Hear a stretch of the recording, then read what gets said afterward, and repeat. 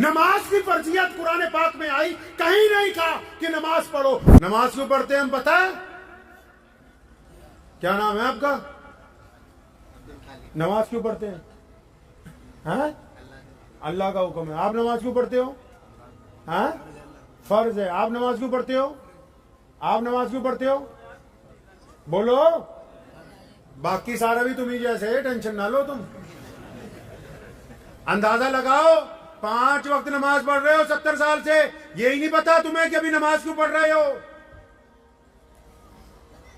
یہ تو ابھی سیمپل پیش کر رہا ہوں میں، باقی دین کا تو پتہ نہیں کیا کچھ کر رکھا ہے ہم نے، اپنے ہاتھ سے اسلام کا بیڑا گرک کیا۔ اور بتاؤں، ایک جگہ سے میں گزرا آپ ہی کے صوبے میں، تو مجھے کچھ لوگوں نے روکا، آج سے 5-7 سال پہلے کی بات ہے۔ میرے والد محترم مولانا حبیب الرحمان لدھیانوی رحمۃ اللہ علیہ موجود تھے اس وقت دنیا میں، تو مجھے انہوں نے روکا اور چند سپاہیوں کو دیکھ کے میرے پاس کچھ مسلمان آئے، اجی حضرت نماز پڑھنے رکے ہو مسجد میں، تو پتہ ہے آپ نائب امام ہو، کچھ بتا دو۔ تو میں نے ان سب کو بلایا اپنے پاس، میں کہا بتانے کا ٹائم تو نہیں ہے، ایک بات پوچھنا ضرور چاہتا ہوں، تمہیں بھی پوچھ لیتا ہوں، ریکارڈ چاہے ہو جائے کوئی بات نہیں۔ تو میں نے ان سے یہ کہا کہ یہ بتاؤ، یہاں دل پہ ہاتھ رکھ کے دل پہ ہاتھ رکھ لو ذرا، میں کہا یہ بتاؤ، مجھ سے فتوے نہ پوچھو، یہ بتاؤ کہ تمہارے استنجا خانے میں جو بیڑیوں کے ٹکڑے پڑے ہیں، یہ کسی حکومت نے تمہیں کہا ہے کہ مسجد میں آ کے تم نشہ کیا کرو؟ سارا دن ایک وبیلا ہی ہے کہ فلاں نے یہ کر دیا، فلاں۔ ہم خود کیا کر رہے ہیں؟ ہم نے اپنا معیار کتنا نیچے گرایا ہے؟ ہم نے اپنے پیر پر کتنی کلاڑیاں ماری ہیں؟ بار بار شکست ہو رہی ہو، اگر بار بار ناکامی ہو رہی ہو، تو اس کا مطلب یہ نہیں ہے کہ بھائی ہم میں کوئی خرابی نہیں، اس کا مطلب یہی ہے کہ ساری خرابی ہم میں موجود ہے۔ سنو، پیارے پیغمبر نے کہا کہ پاجامہ ٹکنا سے اونچا رکھو، اور اس کو اونچا ہی رکھنا پڑے گا کیونکہ یہ رسول اللہ نے کروایا ہے۔ لیکن جس دن یہ کہا تھا کہ اس کو اونچا کرو، بلال حضرت ابوبکر صدیق دوڑے دوڑے آئے، یا رسول اللہ میرا اچانک کئی بار ڈھلک جاتا ہے۔ وہ فرمایا ابوبکر تو کیوں فکر کرتا ہے؟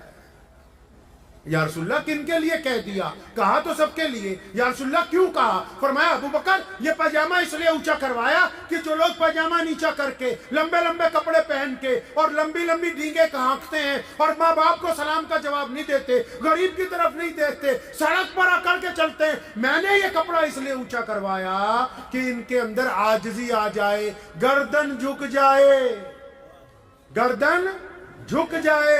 اب ایک بندہ ہو میرے جیسا مولوی، پاجامہ بھی ٹخنوں سے اونچا ہو اور اپنے باپ کو سلام نہ کرتا ہو، ماں کی عزت نہ کرتا ہو، بیوی کے منہ پہ تھپڑ مارتا ہو، بچوں سے گنڈا گردی کرتا ہو، پڑوسیوں سے اس کی بنتی نہ ہو، 5 وقت بھی نماز پڑھتا ہو، اب یہ کمبخت پاجامہ ٹخنوں کی بجائے گھٹنوں پہ بھی کر لے، تب بھی شریعت کو اس سے کچھ لینا دینا نہیں۔ مسئلے کی روح قتل کر دی نا۔ نماز کی فرضیت قرآن پاک میں آئی، کہیں نہیں کہا کہ نماز پڑھو، ہر جگہ اللہ نے کہا نماز کو قائم کرو۔ کیوں قائم کرو؟ کیونکہ قرآن نے واضح طور پر نماز کی فرضیت کے حکم میں یہ بات کہی کہ نماز اللہ کی عبادت کے لیے نہیں، نماز اس لیے تاکہ تم گندی باتیں کرنی چھوڑ دو، اچھی باتیں کرنے لگو، نماز اس لیے تاکہ تم یتیموں کی خبرگیری کرنے لگو، نماز اس لیے تاکہ تم متقی بنو، اللہ کو اچھے لوگوں کی ضرورت ہے۔ اب بندہ نماز بھی پڑھتا ہو، ٹھگی بھی مارتا ہو، نماز بھی پڑھتا ہو، چوری بھی کرتا ہو، نماز بھی پڑھتا ہو، کسی کی بیٹی کا نمبر بھی لینے کے چکر میں ہو، نماز بھی پڑھتا ہو، اپنی کسی بہن کی طرف گندی نگاہ ڈالتا ہو۔ کس بدبخت نے کہا کہ تو نمازی ہے؟ یہ نمازی ہونے کا ڈھونگ رچ رہا ہے، اس کی نماز تو اس کو گناہ سے روک ہی نہیں رہی۔ اگر اس کی نماز اس کو گناہ سے نہیں روک رہی، اس کو اور اچھی طرح نماز پڑھنی ہے۔ اور یہ کس نے کہا کہ مسجد عبادت کے لیے بنائی؟ رسول اللہ نے کہا مسجد بنائی ہے تاکہ تم اکٹھے ہو کر عبادت کرو، تاکہ کندھے سے کندھا جوڑ کے کھڑے ہو، تاکہ تمہارے دل مل جائیں، تاکہ تم دکھ درد میں ایک دوسرے کا ساتھ دو، تاکہ خوشی کے موقع پر تم اکٹھے رہو، تاکہ رنگ اور نسل کے بھید مٹ جائیں۔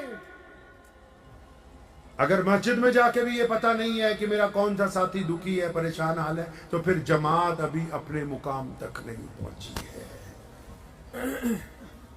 تو ایسی باتیں اگر کرتے رہیں گے میرا خیال صبح ہو جائے گی۔ عرض آپ سے بس چھوٹی سی یہ کرنی ہے کہ جب بھی کبھی دین کی مجلس میں جائیں تو یہ سمجھ کے جائیں کہ کچھ لینے جا رہے ہیں۔ یہ جو مدرسے کو دے جاؤ گے یہ کوئی بڑی بات نہیں، آخرت میں مل جائے گا۔ اپنے لیے لینے جا رہے ہیں اور اب تبدیلی لانی ہے اپنے اندر. لائیں گے تبدیلی انشاءاللہ. کائے کی تبدیلی؟ نبی علیہ السلام کی ایک سنت اپنانی ہے اور نماز بھی پڑھنی ہے. ایک اور سنت اپنانی. وہ سنت کیا ہے؟ پیارے پیغمبر چاہتے ہیں کہ جب بھی میرا امتی سوچے تو اچھا سوچے. کیسا سوچے جی؟ اچھا سوچے. جب بھی بولے تو اچھا بولے, جب دیکھے تو اچھا دیکھے. ہم کیا کرتے ہیں؟ 10 آدمی بیٹھے ہوتے ہیں, 2 اٹھ کے چلے جاتے ہیں تو 8 پتہ کیا کہے؟ اجی وہ 2 تو ٹھگ ہے. اور جب 3 اور چلے جائے تو 5 کہتے ہیں یہ بھی 3 جو گئے نا یہ بھی بے ایمان ہے.